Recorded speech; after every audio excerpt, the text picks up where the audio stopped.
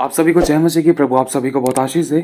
आज बहुत से लोगों के ये सवाल होते हैं कि हम परमेश्वर की आज्ञा का पालन कैसे करें और उसके वचन पर चले तो चले कैसे, किस तरीके से उसकी आज्ञा का पालन कर सकते हैं, कैसे उसकी आज्ञाओं को पूरा करके हम आशीष पा सकते हैं, कैसे उसके वचन के अनुसार चल के हम भरपूरी को देख सकते हैं, हमारी समस्या से छुटकारा पा सकते हैं, किस प्रकार से उसके वचन के अनुसार चला जाए ताकि हम आज्ञा का पालन करें और परमेश्वर की दया और अनुग्रह और उसकी करुणा हम पर प्रकट हो और हमारे जीवन में परमेश्वर के आश्चर्य कर्म प्रकट हो और हम भरपूरी से आशीष पाएं, हमारी हर एक जरूरत पूरी हो और हम परमेश्वर के साथ और मजबूत होते जाएं, हमारा रिश्ता भी अच्छा होता जाए। और जिन जिन हमारी लाइफ के हिस्सों में हमने छुटकारे को, परमेश्वर के बड़े हाथ को, आश्चर्य कर्म को और आजादी को नहीं देखा था, तो उन हमारी लाइफ के हर एक हिस्सों में, चाहे शारीरिक है, चाहे आत्मिक है, चाहे आर्थिक है, चाहे संसारिक है, चाहे फाइनेंशियली रूप से है, हमारी लाइफ के हर एक हिस्से जो हमसे जुड़े हुए हैं, उन सब कामों में, उन सब बातों में, उन सब लाइफ के हर एक हिस्सों में हम छुटकारा पाएं, परमेश्वर के बड़े हाथ को हम अपने जीवन में देख पाएं। तो एक बात कहना चाहता हूँ, ध्यान से समझने की कोशिश करना।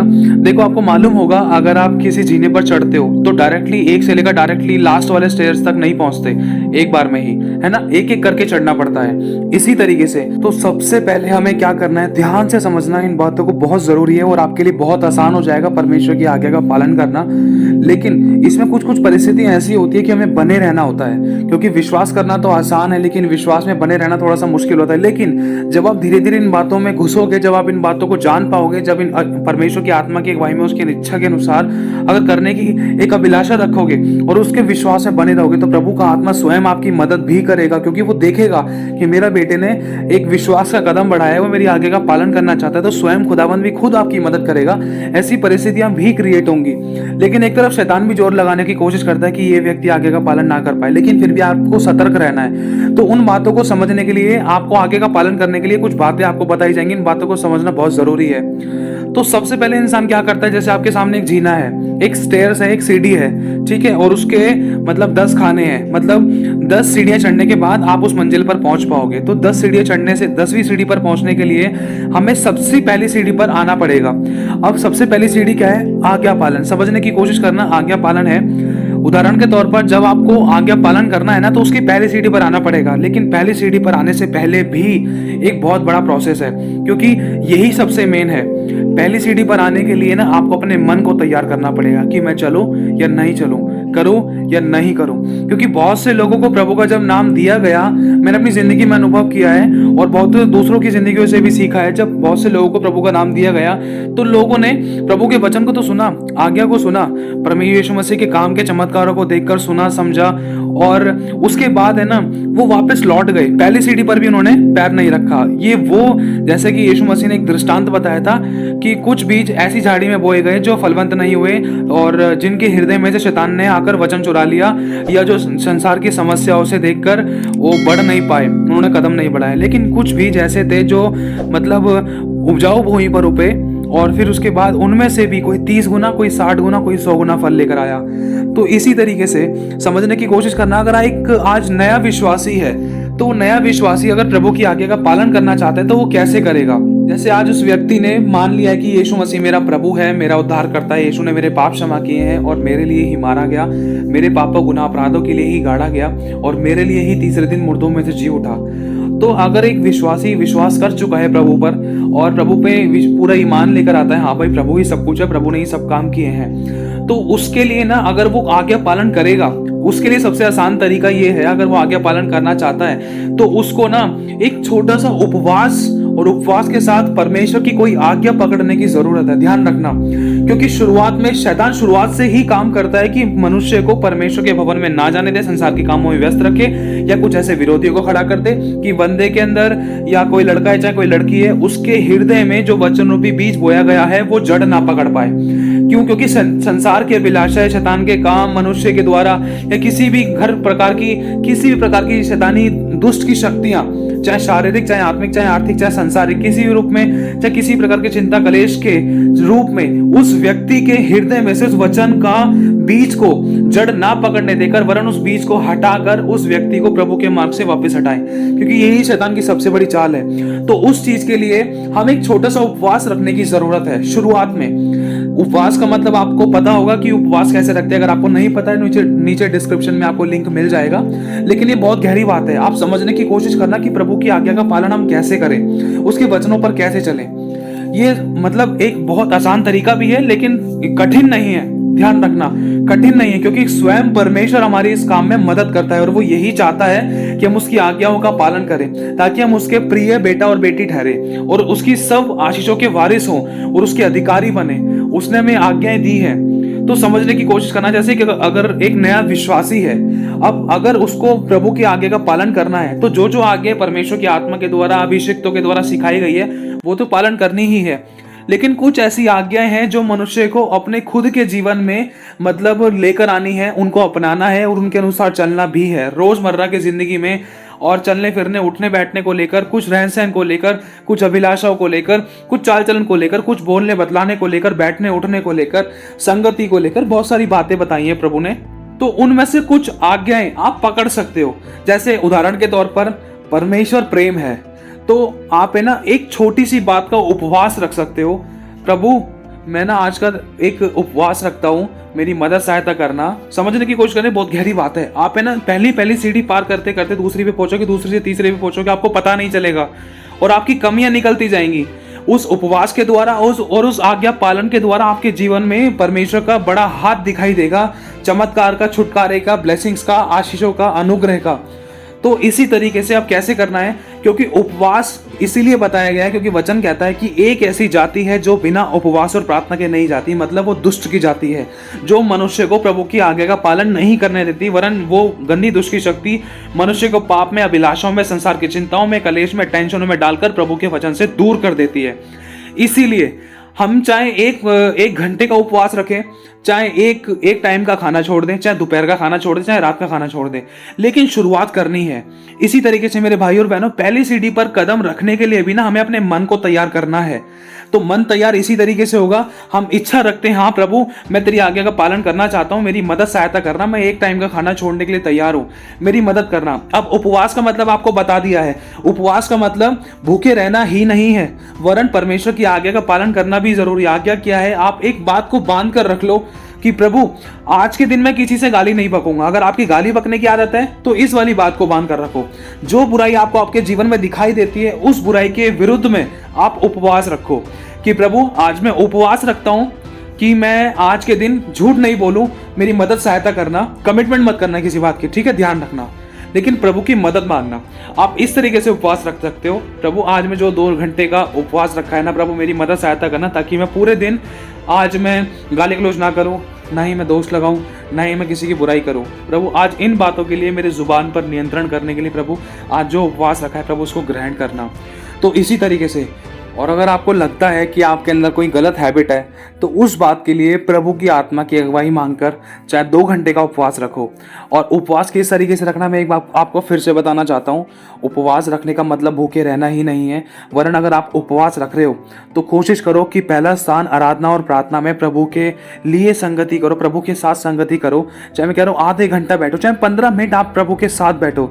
देखो ना होने से होना अच्छा है, लेकिन आप कोशिश करोगे ना, शुरुआत करोगे तो वो 15 मिनट है ना आपके मतलब 1.5 घंटे में बदल जाएंगे, आपको पता नहीं चलेगा। आपकी आत्मिक उन्नति होना शुरू हो जाएगी और आपके जीवन में काम होंगे, तो आप अपने आप ही टाइम बढ़ाते जाओगे। जब आपके जीवन में चमत्कार होना शुरू होगा ना, तो आप अपने आप ही अपना टाइम बढ़ाते जाओगे, प्रभु के साथ और अच्छे से संगति करोगे और आज्ञा का पालन करोगे।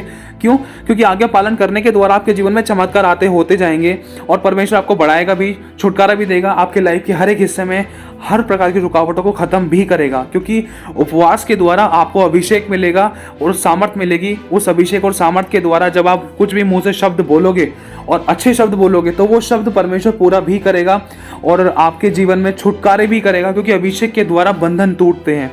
अगर आपके घर परिवार में किसी प्रकार की कोई रुकावट थी, कोई प्रकार का कोई बंधन था, या किसी प्रकार की कोई समस्या थी, या कोई बीमारी, कोई तकलीफ, कोई भी काम रुका हुआ था, तो अगर आप उन बातों के लिए उस उपवास के समय प्रार्थना करोगे तो आपकी प्रार्थना के द्वारा इस प्रकार के हर प्रकार के शैतानी बंधन टूटने भी पाएंगे और छुटकारा भी पाओगे। क्योंकि उपवास एक ऐसी चीज है, एक ऐसा तरीका है जिससे कि शैतान के सर को हम पूरी तरीके से कुचल सकते हैं। लेकिन उपवास का मतलब ये नहीं है, मैं फिर से कहना चाहता हूँ, भूखा रहना। उपवास का मतलब है कि प्रभु के साथ संगति करना और मतलब अपनी जिम्मेदारी को भी पूरा करना, प्रभु के साथ संगति भी करना, पहला स्थान प्रभु को देते हुए, प्रभु के वचन को इज्जत देते हुए काम करना, और खासकर अपनी जुबान पर लगाम लगाना। देखो इसकी टेस्टिंग कैसे होती है वो भी आपको बताना चाहता हूँ, क्योंकि मैंने अपने जीवन में बहुत सी बातों को अपनाया है और मैं इसीलिए आपको अनुभव के साथ बताना चाहता हूँ कि मेरे जीवन में क्या क्या हुआ था और किस किस प्रकार से परीक्षाएं होती हैं। ध्यान रखने की कोशिश करना इन बातों, क्योंकि हमें शैतान की चालों से अनजान नहीं रहना है और परमेश्वर की योजनाओं में हमें बाधा नहीं बनना है। ये बहुत गहरी बातें हैं, आप सभी के लिए बहुत ज़रूरी है। अब बात ये है कि ये वाली बातें आपको इसलिए बताई जा रही हैं क्योंकि जब हम कुछ इच्छा रखते हैं ना कि प्रभु आज के दिन में ये गलत काम नहीं करने पाऊँ, मेरी मदद सहायता करना, हमें कमिटमेंट नहीं करना है कि प्रभु आज मैं नहीं करूँगा चाहे कुछ भी हो जाए, आज मैं झूठ नहीं बोलूँगा चाहे कुछ भी हो जाए। नहीं, ये कमिटमेंट होती है। इस तरीके से हमें कमिटमेंट नहीं करना है। तो हमें सिर्फ ये बोलना है कि प्रभु आज मैं इच्छा रखता हूँ, आज मैं चाहता हूँ प्रभु आज मुझसे ये गलती ना होने पाए, मेरी मदद करना, आज मैं झूठ ना बोलूँ, आज मैं चोरी ना करूँ, आज मैं दोष ना लगाऊँ। इस तरीके से आप बोलकर प्रभु की मदद मांग सकते हो, ताकि आपके उपवास में किसी प्रकार की कोई रुकावट ना आए और आपका उपवास प्रभु को ग्रहण योग्य भी हो और आप परमेश्वर के आगे का पालन भी पूरी तरीके से कर पाओ। ध्यान रखना, क्योंकि अगर मैं यूँ बोल दूँ ना कि प्रभु आज के दिन मैं झूठ नहीं बोलूँ चाहे कुछ भी हो जाए, तो ये बात दो जने सुनते हैं, शैतान भी सुनता है और दूसरी तरफ ये कमिटमेंट भी हो जाती है। अब शैतान भी अपना पूरा जोर लगाता है, आज प्रभु देख ले तेरे बच्चे ने बोला है आज ये झूठ नहीं बोलेगा, तो देख आज इसके सामने ऐसी परिस्थिति लेकर आऊँ कि इसको झूठ बोलना पड़ेगा। चाहे पुलिस थाने हो, चाहे कोर्ट कचहरी हो, चाहे पैसे का मामला हो, चाहे लेन देन का मामला हो, चाहे लड़ाई दंगे का मामला हो, चाहे किसी भी प्रकार का कोई मामला लेकर आऊँगा, प्रभु तू नहीं बोलेगा क्योंकि आज इसने कमिटमेंट किया है, या आज इसने बोला है कि आज के दिन प्रभु मैं झूठ ना बोलूँ। चल मैं देखता हूँ उसके सामने ऐसी परिस्थिति लेकर जाता हूँ और देखता हूँ प्रभु तेरा बच्चा क्या सच में आज झूठ बोलेगा नहीं बोलेगा तेरे वचन को जानने के बाद भी। तो इसी तरीके से मेरे लाइफ में कुछ ऐसी परीक्षाएं हुई हैं जिसके अंदर मैं गिरा भी था, एक नहीं बहुत बार गिरा था। मैं फिर से कहना चाहता हूँ, एक बार नहीं मैं बहुत बार गिरा था। अगर आप गिर भी जाओ ना मेरे भाई और बहनों, तब भी अपने कपड़ों को झाड़ना, फिर से उठना, प्रभु के साथ फिर से साथ साथ चलना, क्योंकि लिखा है कि धर्मी चाहे 7 बार गिरे तब भी वह उठ खड़ा होगा, क्योंकि यहोवा उसे संभालता है। लेकिन आज परमेश्वर ने जब हमें उठाया है, मतलब आज भी हम परफेक्ट नहीं है लेकिन परफेक्ट बनने के लिए इच्छा रखते हैं और कोशिश करते हैं, इसीलिए आपको बताई जा रही है ताकि अगर आप गिर भी जाओ तो आप वहां से वापस लौटकर हार ना मानो।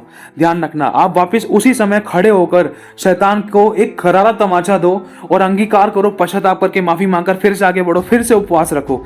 मैं कह रहा हूं एक बार नहीं, 2 बार नहीं, तीसरी बार आप जरूर पक्का कर पाओगे और परमेश्वर आपको इस बात की आशीष भी देगा, क्योंकि परमेश्वर स्वयं देखेगा इस बात को कि मेरा बेटा कितना परिश्रम कर रहा है, इसने हार नहीं मानी है, फिर भी लगा पड़ा है मेरी आज्ञा का पालन करने में। तो सोचो खुदावन मदद क्यों नहीं करेगा।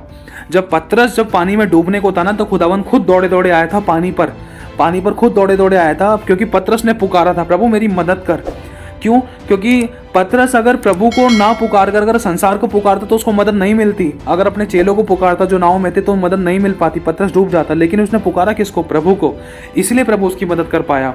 और प्रभु को पुकारने के बाद लिखा है प्रभु ने उसको अपने सीने से लगा लिया, मतलब उसको थाम लिया। समझने की कोशिश करना।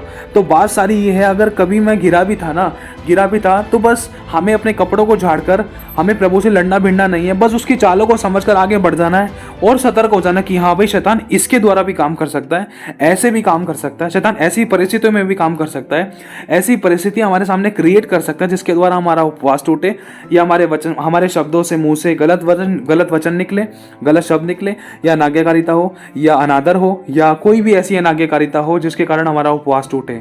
तो मेरे भाई और बहनों, इन बातों से सावधान रहना आप सभी को बहुत ज़रूरी है।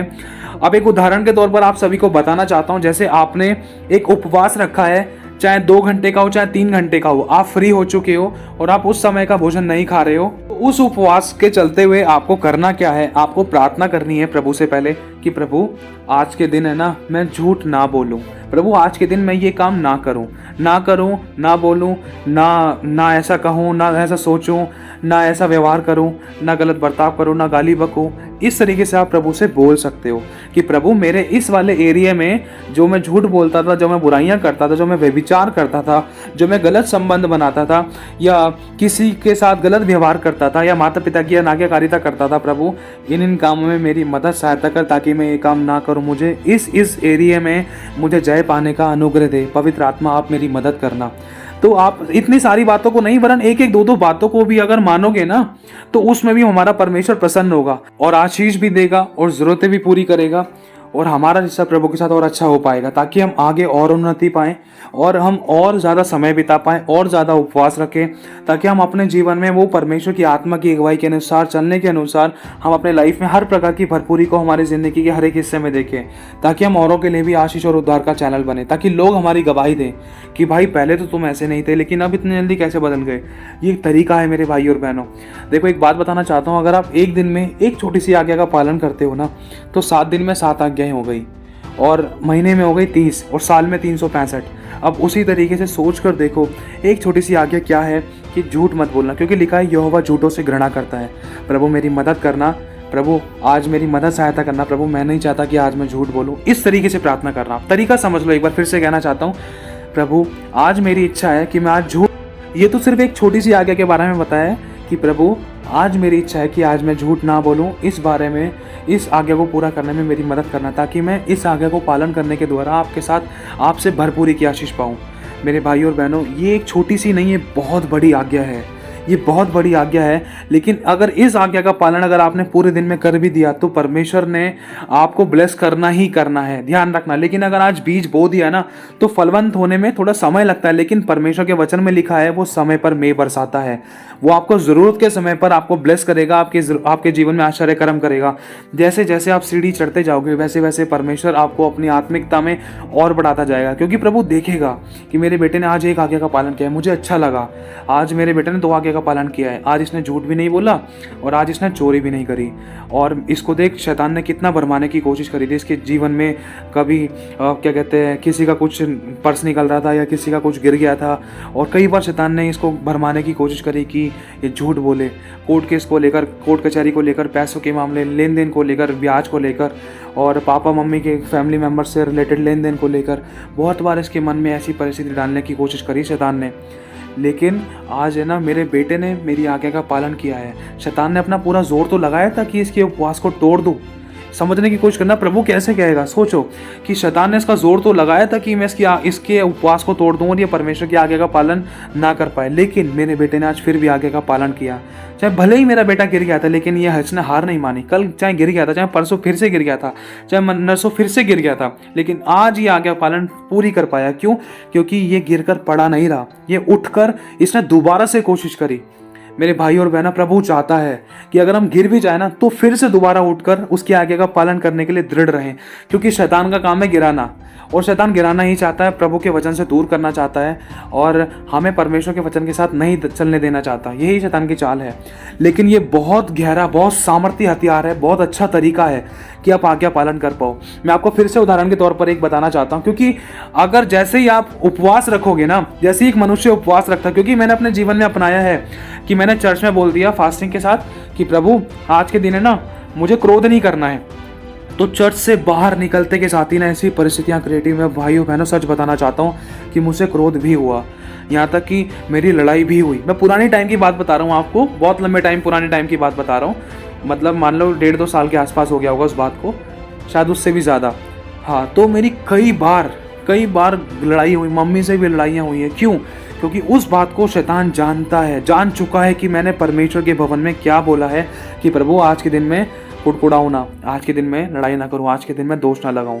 प्रभु ने मुझे सिखाया, समय लगा मेरे जीवन में ये आश्चर्य कर्म होने में, क्योंकि परमेश्वर अगर इन बातों को सिखाता नहीं, और सिखाने से पहले अगर हम इन बातों की सीखने की इच्छा नहीं रखते, तो आज तक हम प्रभु के पास गहराई में आने जाने वाले नहीं रहते।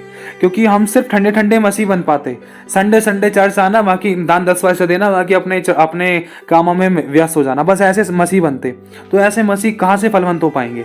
समझने की कोशिश करना। लेकिन जब इच्छा रखी, प्रभु ने सिखाया उपवास को लेकर, उपवास के रखने के तरीके क्या हैं, कैसे प्रार्थनाएं होती हैं, अगर उपवास रखते हैं तो हमें प्रार्थना कैसे करनी चाहिए, किस किस टॉपिक के लिए हमें कैसे उपवास रखना चाहिए, और सेपरेटली किन किन टॉपिक्स के लिए हमें प्रार्थना करनी चाहिए, और उपवास के कारण हमारे जीवन में क्या क्या छुटकारे, क्या क्या चमत्कार होते हैं, और उपवास से हमारे जीवन में क्या क्या उन्नति होती है, उपवास के द्वारा हमें क्या मिलता है, और उपवास के द्वारा हमारा रिश्ता परमेश्वर के साथ कैसा होता है, और उपवास के द्वारा दुष्ट आत्माएं कैसे निकलती हैं। तो ये सारी बातें आप अगर आप चाहो तो नीचे आपको डिस्क्रिप्शन में एक लिंक मिल जाएगा, जान सकते हो उपवास को लेकर, उपवास की गहराई। तो उसी से रिलेटेड मैं आपको बताना चाहता हूँ, क्योंकि ये बात है ना शैतान भी जानता है, क्योंकि मेरी भी परीक्षा हुई थी, मैं अनुभवी हूँ, इसीलिए मैं आपको बताना चाहता हूँ कि आप कोई गलत कदम ना उठाओ। यहाँ तक कि मैं मरने तक के लिए, मतलब मरने तक के लिए या घर को छोड़ने के लिए, चर्च से भागने के लिए भी चला गया था। लेकिन मैं उस समय इतना गहरा वचन में नहीं था, लेकिन बस मैं एक होता ना नए नए मसीह में आते हैं तो भाई जोश होता है कि हाँ भाई प्रभु मैं ये कर दूंगा वो कर दूंगा, लेकिन वचन को इतना नहीं जानता था, इतनी गहराई नहीं जानता था। वचन को सुनता था लेकिन शैतान मन से चुरा लेता था वचन। क्यों? क्योंकि मैं वचन को पालन करना ही नहीं जानता था। अगर करने की कोशिश भी करता था तब भी मुझसे अनाज्ञाकारिता हो ही जाती थी, क्योंकि मेरे शरीर के, मेरे लाइफ के ऐसी ऐसी कुछ अभिलाषाएं थी, क्योंकि पुरानी हैबिट्स मेरी जिंदगी में बनी हुई थी। मैं ये नहीं कह रहा कि आज मैं पूरा परफेक्ट हो चुका हूँ, लेकिन मैं जब नया नया मसीह में आया ही था ना, तो मैं पुराना जीवन जो था, वो आदतें मेरी अभी भी, मतलब उस समय तक भी रही थी। गाली बकना, दोष लगाना, फालतू की हंसी मजाक करना, हंसी ठट्ठा करना, गलत और उल्टी सीधी हरकतें करना, बहुत सारी हैबिट्स थी मेरी, बैड हैबिट्स, जिसके द्वारा मैं परमेश्वर के वचन पर अच्छे से नहीं चल पाता था।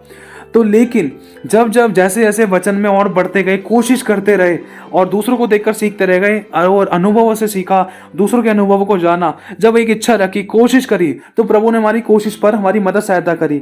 मेरा पहला उपवास ऐसा था, बस मैंने यही सोचा था कि मैं भूखा रहूंगा। मैं सच बताना चाहता हूँ, अगर उस उपवास को याद करता हूँ ना तो मुझे आज हंसी आती है। क्यों? क्योंकि जो मैंने पहला उपवास रखा था ना जिंदगी में, वो मतलब जब मैं चर्च आया था, चर्च आने के बाद जब मुझे पता चला कि हाँ भाई उपवास भी रखते हैं, उपवास से ये फ़ायदा होता है वो फ़ायदा होता है, ज़्यादा कुछ नहीं जानता था उपवास के बारे में जितना प्रभु ने आप सिखाया है। तो बस यही जानता था कि उपवास रखना ज़रूरी है, और डॉक्टर भी इस बात की सलाह देता है कि अगर हमें हफ्ते में 1 दिन का उपवास रखना चाहिए, शरीर सही रहता है। तो मैंने उपवास रखा, तो बस यही था। बुराइयां दुनिया भर की करी मैंने, जब मैं नया नया आया था मसीह में, सब काम कर लिया अपने, मैंने सारी यारी दोस्ती पूरी कर ली, सारे रीति रिवाज कर लिए, मतलब अपने सारे जो भी नॉर्मल लाइफ थी उस तरीके से मैंने जी लिया। और जीने के बाद रात को 12 बजने में कुछ मिनट थे, उससे पहले प्रार्थना में बैठने से पहले ही मैंने खाने पीने का इंतजाम कर लिया कि 12 बजने के बाद मैं खाऊंगा। तो इस तरीके से मैंने उपवास रखा था, क्योंकि मैं सिर्फ इतना ही जानता था। और लेकिन जब इस बात के बारे में परमेश्वर ने सिखाया कि उपवास की हमारे जीवन में कितनी ज़रूरत है और ये हमारी लाइफ का एक हिस्सा होना चाहिए, यहाँ तक कि ये हमारी लाइफ का एक ऐसा पार्ट होना चाहिए कि इसके बगैर तो हमारी ज़िंदगी चल नहीं सकती है। क्योंकि यीशु ने उपवास रखा, एलिया ने उपवास रखा, परमेश्वर के बड़े बड़े अभिषिक्तों ने उपवास रखा, यहाँ तक यीशु ने भी इस बात की हमें आज्ञा दी है कि उपवास रखो। और वचन में ये भी लिखा है कि एक ऐसी जाति है जो बिना उपवास और प्रार्थना के नहीं जाती, क्योंकि यीशु मसीह ने स्वयं उपवास के साथ दुष्ट आत्माओं को निकाला था। दुष्ट आत्मा को तो निकालने की जरूरत भी नहीं पड़ती थी, क्योंकि यीशु में उपवास के कारण और उस आज्ञाकारिता के कारण है ना सामर्थ बहती थी। तो उसी सामर्थ के द्वारा लोग चंगे होते थे, छुटकारे पाते थे, बंधन टूटते थे, लोगों के जीवन में आश्चर्य कर्म होते थे। कई बार यीशु को बोलने की जरूरत नहीं पड़ती थी, लोग छू लेते थे, वहीं चंगे हो जाते थे। ये उपवास के द्वारा जो सामर्थ और आज्ञा पालन के द्वारा, सच्चाई खराई पवित्रता के द्वारा जो सामर्थ बहती थी, वो लोगों ने अपने जीवन में अनुभव करी थी। इसी तरीके से लोगों ने यीशु की गवाही दी थी। इसीलिए मेरे भाई और बहनों, आपको बताना चाहता हूँ, अगर पहली सीढ़ी चढ़नी है तो उपवास के साथ शुरू करें। मैं कह रहा हूँ, अगर 1 घंटा भी आप कोशिश करो कि जैसे अगर आप दोपहर में भोजन करते हो, दोपहर का खाना खाते हो 1 बजे, तो आप कोशिश करो कि 1 बजे की जगह आप 3 या 4 बजे खा लो, या फिर दोपहर का खाना मिस कर दो, आप डायरेक्ट शाम को खा लो। लेकिन उस 1 बजे से लेकर आप शाम तक, जब तक आप रात का भोजन नहीं खाते, तब तक आप उपवास अगर रखते हो ना, तब तक अगर आप भूखे रहते हो, तो कोशिश करो शुरुआत के आधा पौना घंटा, 2-2.5 घंटे, जितना हो सके उतना प्रभु के साथ संगति करो, आराधना प्रार्थना करो, वचन पढ़ो। और फिर उसके बाद अब जब अपना नॉर्मल काम कर रहे हो, अगर आपको लग रहा है कि 2-3 घंटे रह गए हैं, फिर खाना खाना है, तो फिर उन 2-3 घंटों में अगर आप कुछ नहीं कर रहे हो, तो उन 2-3 घंटों में आपको ध्यान रखना है, खासकर कि क्योंकि शैतान परीक्षा ना ले, क्योंकि शैतान जान चुका है, वो किसी भी तरीके से परिस्थिति क्रिएट कर देता था, किसी भी तरीके से किसी को भी किसी के विरुद्ध में खड़ा कर देता था कि जिस काम के लिए इंसान ने उपवास रखा है वो काम ना हो। समझना, क्योंकि मैं अनुभवी हूं, इसलिए आपको बताना चाहता हूं कि आप ठोकर ना खाओ, कि आप गिरने ना पाओ। अगर आप गिर भी गए, मैं फिर से कह रहा हूं, परमेश्वर फिर से आपको मजबूत करेगा, फिर से आपको सामर्थ्य देगा, फिर से आप उठना। मैं कह रहा हूं, आज चाहे आप लगातार कई दिनों से गिर रहे थे, मैं कह रहा हूं हमेशा ऐसा नहीं होगा, आप जयवंत जरूर होंगे। लेकिन कब? जब आप गिरकर उठकर उसी आज्ञा पालन को अगर मजबूती से करने के लिए तैयार रहोगे तो। और एक आज्ञा पालन की आशीष है ना, आप कभी सोच भी नहीं सकते। लिखा है, जो तेरे मन के चित्त में नहीं चढ़ा, जो तेरे कानों ने नहीं सुना, जो तेरी आंखों ने नहीं देखा, जो तेरे मन के चित्त में नहीं समाया, वो मैं अपने उसे प्रेम करने वालों के लिए करने जा रहा हूँ। तो मेरे भाइयों और बहनों, ये तरीका है उपवास करने का कि आप एक एक छोटी छोटी बुराइयों को अपने जीवन में से हटाने के लिए, उनको खत्म करने के लिए उपवास रख सकते हो। मैं एक बार फिर से उदाहरण के तौर पर आपको बताना चाहता हूँ ताकि आप खुलकर इन बातों को समझ पाओ। देखो, समझ सकते हो कि जैसे मैंने आज उपवास रखना है कि प्रभु आज के दिन है ना, मैं कोई गलत संगति में नहीं जाऊंगा, मैं नहीं जाऊं, है ना, नहीं जाऊंगा मत बोलना, सिर्फ ये बोलना कि प्रभु आज के दिन मैं कोई गलत संगति में ना जाऊं और ना ही मुझे कोई गलत संगति के लिए फोर्स करे, ना ही मुझे कोई गलत संगति के लिए बुलाए। प्रभु आज मैं चाहता हूं कि आज मैं गलत संगति में ना जाऊं। ध्यान रखना, इस तरीके से बोलना कि प्रभु आज मैं चाहता हूं कि आज के दिन में ये वाला काम ना करूं, ये वाले शब्द ना बोलूं, ये वाली संगति में ना जाऊं। इस तरीके से आप बोल सकते हो। तो जैसे ही आपने बोला और उसके बाद एक छोटी सी प्रार्थना करके शुरुआत करी, जब आप प्रार्थना करते हो, प्रार्थना कर रहे हो, वचन पढ़ रहे हो, तो ये वाली बातें शैतान भी जानता है। तो शैतान भी वो भी हल्का फुल्का नहीं है, ध्यान रखना। उसको भी हमें हल्के में नहीं लेना है, क्योंकि लिखा है कि शैतान को और अवसर मत दो, क्योंकि मनुष्य खुद अवसर देता है। और दूसरी तरफ ये भी लिखा है कि कबूतर की नाई भोले बन जाओ और सांप की नाई चालाक बन जाओ। हमें चालाक भी बनना है, भोलों के सामने भोला बन जाना है, और मतलब चालाक भी बनना है। शैतान क्योंकि बहुत चालाक है, उसने चालाकी से हवा को भरमाया था, उसने चालाकी से बहुतों के जीवन में काम किया था, और लोगों ने अपनी आशीषों को गवाया, लोगों ने छुटकारों को गवाया, लोगों ने अपने जीवन में बरकतों को गवाया। शैतान ने लोगों के जीवन में ऐसा काम किया था कि उनको कहीं का नहीं छोड़ा, खदेड़ के रख दिया था। मेरे भाई और बहनों, इसलिए बताना चाहता हूँ कि शैतान की युक्तियों से अनजान ना रहें, क्योंकि वो सब जानता है कि हम किस समय क्या प्रार्थना कर रहे हैं, वो सब जानता है हम क्या वचन पढ़ रहे हैं, वो जानते हैं कि हम कैसे कहाँ क्या कर रहे हैं, कैसे सो रहे हैं, कैसे जाग रहे हैं, कैसे चढ़ जा रहे हैं। क्योंकि शैतान जब स्वर्ग में आ गया था तो भवन तो कुछ भी नहीं है मेरे भाई और बहनों, और हमारे जीवन तो कुछ भी नहीं है फिर। इसीलिए मैं कहना चाहता हूँ, इसीलिए, लेकिन शैतान हमें छू नहीं सकता है अगर हम उसकी अधीनता में, उसकी आज्ञा पालन में है तो। क्योंकि लिखा है कि अपने सारे हथियार बांध लो और परमेश्वर की अधीनता में हो जाओ, तब शैतान तुम्हारे सामने से भाग जाएगा। वो आता तो एक द्वार से है, लेकिन चला वो 7 द्वार से जाएगा। तो हमें आज्ञा पालन करने के साथ साथ उसकी अधीनता में भी चलना है, लेकिन याद रखना है कि हमने किस बात के लिए उपवास रखने की इच्छा रखी है, ताकि हमें, अगर हम जैसे ही भूल गए तो शैतान की यही चाल है कि वो भुलाकर उन बुराइयों में फंसाने की कोशिश करता है कि जिसके कारण उपवास टूटे और आशीष जाए, या फिर कोई किसी भी प्रकार से इंसान को गिल्टी कॉन्शियस में आए। समझने की कोशिश करना। इसीलिए मेरे भाई और बहनों, ये बातें आपको बताना ज़रूरी है। इस प्रकार से आप डे बाय डे आप प्रभु की आज्ञा का पालन कर सकते हैं, जिसमें आपको आनंद भी होगा, परमेश्वर का आत्मा प्रसन्न भी होगा, वो खुश भी होगा, और आप प्रभु के साथ और अच्छे से हिस्सा बना पाओगे। जहाँ आप 1 घंटे का उपवास नहीं रख पाते, वहाँ आप 2 घंटे का भी रख पाओगे, 3 घंटे का, 15 20 घंटे का, फिर एक दिन का भी उपवास आप रख पाओगे, और उस उपवास की सामर्थ्य को आप अपने जीवन में महसूस भी कर पाओगे। इसीलिए मेरे भाई और बहनों, लेकिन एक बात कहना चाहता हूँ आखिरी, कि जब भी आप उपवास रखो तो एक बात के लिए प्रार्थना जरूर करना कि प्रभु मेरे मन पर और मेरे शब्दों पर तेरी पवित्र आत्मा का नियंत्रण हो, मेरे शब्दों पर तेरी आत्मा की अगुवाई हो, मेरे शब्दों पर यीशु तेरे लहू का ताला लगाता हूँ कि गलत बातों के लिए मेरी जुबान ना खुले, अगर खुले तो तेरी महिमा के लिए खुले। क्योंकि शैतान की सबसे बड़ी चाल यही होती है कि मुंह से गलत निकले, क्योंकि लिखा जीव के वश में जीवन और मृत्यु दोनों है, जो इसे काम में लाना जानता है वो इसका फल भोगेगा। शैतान इस वचन को जानता है, इसीलिए शैतान मनुष्य के मुंह से, चाहे वो फास्टिंग रखते हैं, चाहे वो उपवास रखते हैं या नहीं रखते, शैतान की यही चाल रहती है कि इस बंदे के मुंह से गलत शब्द निकले और उसको वो गलत शब्द पूरा किया जाए। शैतान की यही चाल है। इसीलिए आपके सामने चाहे कुछ भी है, लेकिन आपको गलत नहीं बोलना है। ध्यान रखना, शैतान की चालें आपको बिल्कुल भी इग्नोर नहीं करनी है, शैतान की चालों से अनजान नहीं रहना है, ठीक है। तो मेरे भाई और बहनों, इन बातों को ध्यान रखना। टाइम टू टाइम, धीरे धीरे करके, एक स्टेप्स करके आप आज्ञा पालन कर सकते हो कि प्रभु आज के दिन में किसी अनाथ और विधवा की मदद सहायता करने में, तेरा वचन सुसमाचार सुनाने पाऊँ, कि प्रभु आज के दिन में कोई गलत व्यवहार ना करूँ, आज के दिन में कोई गलत शारीरिक संबंध ना बनाऊँ, आज के दिन में व्यभिचार ना करूँ, प्रभु जी आज के दिन में कोई टीवी सीरियल्स मूवीज़ फालतू की फोटोज़ वीडियोज़ वगैरह ना देखूँ, मेरी मदद करना। प्रभु आज के दिन में चाहे 2 घंटे का, 3 घंटे का मैं उपवास रखता हूँ कि मैं पूरे दिन में मेरी मदद सहायता हो प्रभु इस उपवास के द्वारा। तो आप प्रार्थना में रख सकते हो, प्रभु आज के दिन में अच्छे से तेरे साथ संगति करने पाऊँ, प्रभु मेरी मदद सहायता करना। बस एक बात ध्यान रखना, कमिटमेंट मत करना कि प्रभु मैं ऐसा करूँगा, मैं ऐसा कर दूंगा, मैं ऐसा ही करूँगा, नहीं, ये शब्द मत बोलना। सिर्फ इतना बोलना कि प्रभु मेरी इच्छा है कि आज के दिन में झूठ ना बोलूं, गाली ना बकूं, गाली गलौज ना करूं, दोष ना लगाऊं, कमी ना निकालूं, आज के दिन प्रभु मैं माफ़ करने पाऊं। मेरी मदद सहायता करना प्रभु, मैं अपने शत्रुओं को माफ़ करूं ताकि माफ़ करने की आशीषों को मैं पाऊं। मेरे भाई और बहनों, एक बहन है, परमेश्वर की दासी है, उन्होंने अपने शत्रु को माफ़ किया था। माफ़ करने के द्वारा ही सोचो पवित्र आत्मा का दान उनको मिल गया था अगले ही दिन। और वो माफ़ी मांगने के लिए उनके पास गए थे। और सोचो, अगर आपकी गलती नहीं भी है ना, तब भी झुक जाना, क्योंकि शैतान की चालें यही होती कि इंसान आशीष ना पाए, क्योंकि शैतान जानता है कि आपको कितनी बड़ी आशीष परमेश्वर देने जा रहा है, देने पर है और देगा।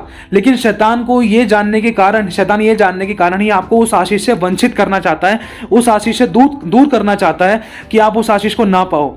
इसीलिए मेरे भाई और बहनों, क्योंकि परमेश्वर के लोगों ने जब एक छोटी छोटी आज्ञाओं का पालन किया है ना, उन्होंने इतनी बड़ी बड़ी आशीषें पाई हैं कि उनकी आंखें भर आई हैं। धन्यवाद के साथ वो खुदा का बहुत आंसुओं के साथ धन्यवाद करते हैं, आज तक रो रो कर धन्यवाद करते हैं। प्रभु, इतनी छोटी सी बात के लिए, इतने छोटे से आज्ञा पालन के लिए तूने मुझे इतनी बड़ी आशीष दे दी।